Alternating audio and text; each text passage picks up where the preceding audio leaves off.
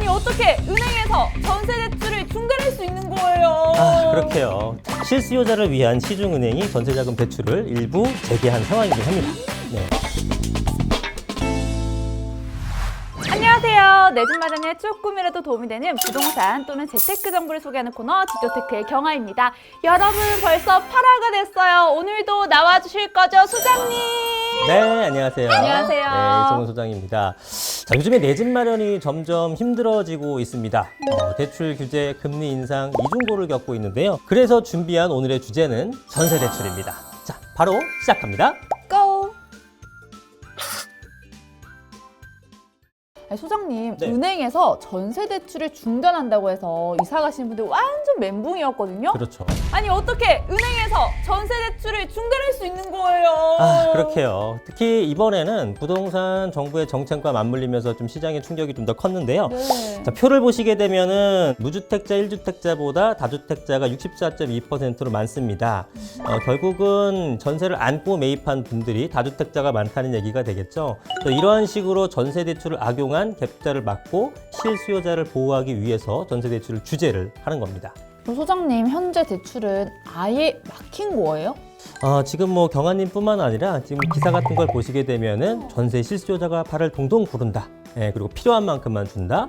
잔금 일전 제한한다. 혼돈의 전세 대출이라 뭐 이런 식이 기사가 뜬잖아요. 제 이야기인 줄 알았어요. 그러니까 이런 분들이 많다 보니까 실수요자를 위한 시중은행이 전세자금 대출을 일부 재개한 상황이긴 합니다.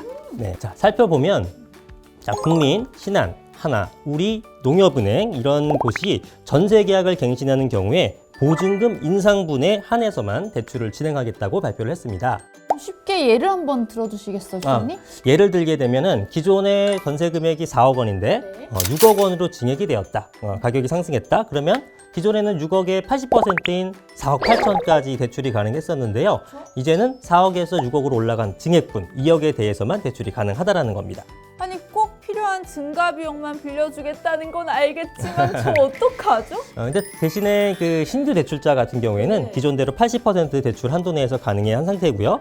그런데 집을 한 채 보유를 한 유주택자인 경우 그런 경우에는 비대면 대출이 불가한 상황이고 이건 은행 창구를 반드시 방문을 하셔야 됩니다. 그럼 회사 다니시는 분들은 짬 내서 가셔야겠네요. 네, 시간을 좀 내서 가셔야 될 것 같고요.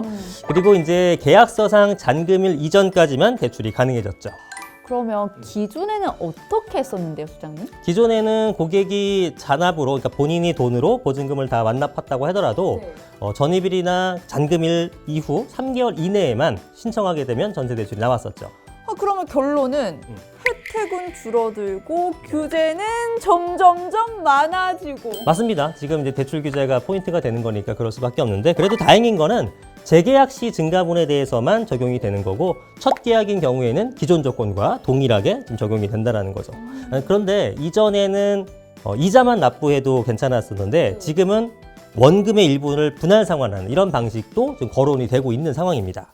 소장님, 그럼 대출 관련해서 저에게 알려주실 꿀팁 없을까요? 저 진짜 필요하거든요. 은행 대출을 하려면 반드시 보증기관의 보증을 거쳐야 하는데요. 왜 보증이 필요할까요? 대출하는 금액이 커서 그런 거 아닐까요? 정답입니다. 네. 전세 대출은 보통 금액이 크기 때문에 보증기관의 보증이 필수입니다. 자, 우리가 이용하는 모든 전세 대출이라는 것은 한국주택금융공사, 그 다음에 주택도시보증공사, 그 다음에 서울보증보험 이런 곳의 보증을 받게 되는데요. 작용 요건에 따라서 한도, 금리, 이율 등이 모두 다릅니다. 어떻게 다른 거예요, 소장님? 네. 먼저 한국주택금융공사는 소득이 있는 직장인만 신청이 가능합니다. 그래서 수도권이나 비수도권이나 따라서 이제 금액이 또 틀리게 되는데요. 수도권은 보증금이 5억 이하, 비수도권은 3억 이하가 됩니다. 그리고 주택 유무에 따라서도 최대 한도가 달라집니다. 무주택자 같은 데는 조금 더 주죠. 2억 2천. 그리고 1주택자 같은 거는 최대 2억 원까지 가능하고요. 다만 임차 보증금의 80%가 한도기 때문에 이것을 초과할 수는 없습니다. 그러니까 만약에 전세가 4억인 주택에 대해서 제가 네. 전세 대출을 받으려고 하면 네. 계산 한번 해볼게요. 네. 무주택자는 최대 2억 2천까지 표를 보면 가능하니까 1억 8천만 원씩이나 개인이 준비해야 되는 거군요. 큰 돈이긴 하죠. 네, 어쨌든 감독님 정리 있으신가요? 빠르습니다. 예, 감독님 계산이 있으세요? 정확하고요. 1억 8천? 와. 네, 한국주택금융공사가 이제 직장인만 신청이 가능했다면 주택 도시보증공사는 다행스럽게도 직장 유무와 관계없이 무직자도 신청이 가능합니다. 자, 금액은 수도권 같은 건 5억이와 동일하고요. 비수도권 같은 경우는 4억까지 조금 더 증액이 됐습니다. 그리고 주택 유무에 따라서 무주택자는 최대 4억, 1주택자는 역시 동일하게 2억까지만 가능합니다. 물론 임차 보증금의 80% 초과할 수 없다는 건 동일한 사항이고요. 수장님, 근데 대출 한도가 한국주택금융공사랑 네. 주택도시보증공사랑 한번 비교를 한다면 네. 무주택자는 거의 2배나 더 높은데요? 네, 맞습니다. 신용 점수만 충족하게 되면은 무직자도 가능하기 때문에 이용률이 가장 높은 상품이에요. 자, 그리고 마지막으로 서울보증보험 같은 경우는 작용 요건에 특별한 제한이 없어서 무직자도 이용이 가능하긴 합니다만 이자 상환 능력은 본다는 것, 이건 좀 알아두시면 좋겠어요. 자, 그리고 세 곳의 공통사항으로는 9억 원이 넘는 아파트를 갖고 있다. 그러면 어디서도 보증을 안 해주기 때문에 신청이 불가합니다. 소장님께서 이렇게 정리를 깔끔하게 해주시니까 조건 찾기가 훨씬 더 수월해진 것 같아요. 덕분에 저도 어떤 기관을 이용하면 더 좋을지 고를 수 있을 것 같습니다. 그렇죠. 자, 추가 팁을 드리자면 은행별로도 대출 이자가 다르기 때문에 조건에 맞는 보증 기관을 찾고 또 이를 운용하는 은행 중에 이자가 싼 은행에서 신청하시면 이자를 절감하는 효과가 있을 수 있겠죠.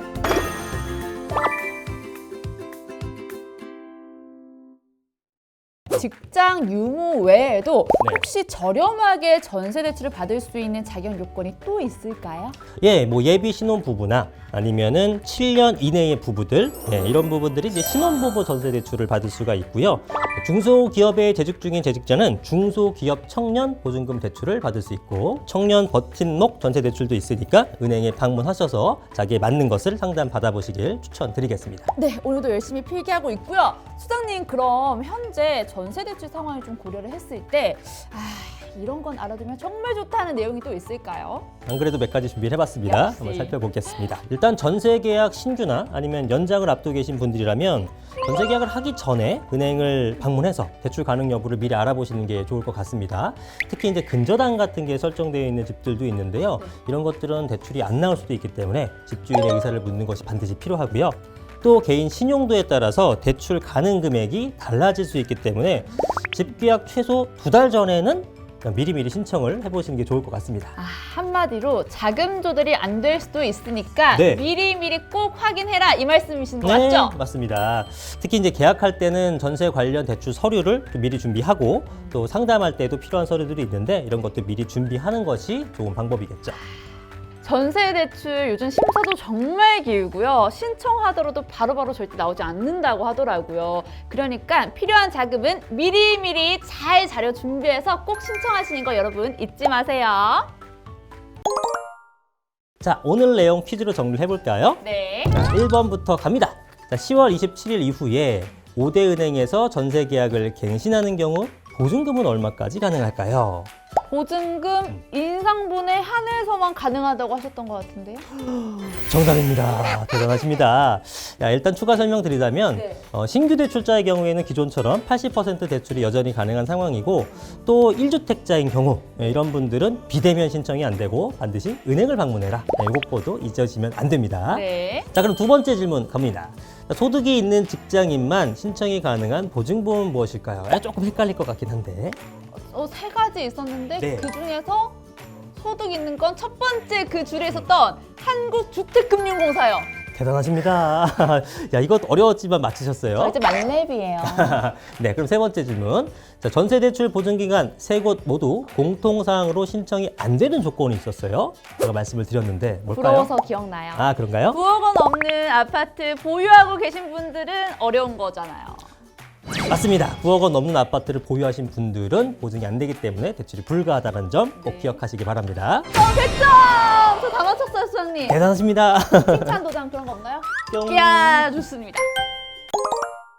네, 오늘 요즘 가장 핫하다고 할 수 있는 전세자금 대출에 대해서 한번 알아봤는데요. 은행권이 전세자금 대출을 재개했다고 하지만 여전히 대출의 문턱은 높은 것 같습니다. 그렇습니다. 내년에 정부가 또 대출 관련 규제를 더 강도 높게 하겠다고 밝힌 상태이기 때문에 이사를 앞둔 분들이 조금 더 한숨이 깊어질 것 같은데요. 이럴 때일수록 시장 상황 환경을 변화를 주목하고 대응을 해나가야 될 것 같습니다. 그럴 때 저희가 열심히 도와드리도록 하겠습니다. 구독자분들과 제가 재테크의 왕이 되는 그날까지 집조테크는 다음 화에도 내 집 마련에 도움이 되는 내용으로 찾아올게요. 그럼 지금까지 집조테크 MC 경아 이승훈 소장이었습니다. 안녕. 구독 좋아요. 꾹!